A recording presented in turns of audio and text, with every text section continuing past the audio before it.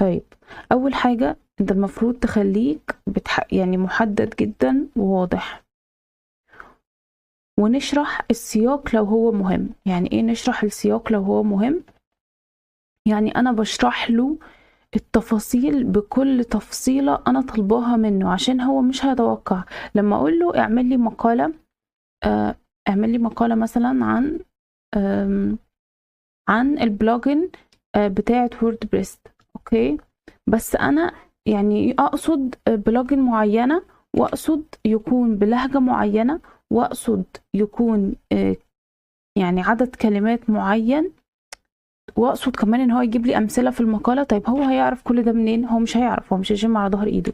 فانت خليك محدد وواضح جدا في طلباتك، اوكي، ونطلب النتيجه بشكل مباشر.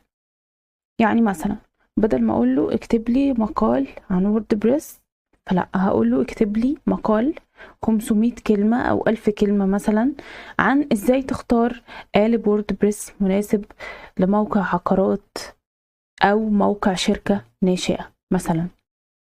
فبالتالي أنا كده محددة واضحة، حددت له السياق اللي هيكتب فيه، وطلبت النتيجة منه بشكل مباشر.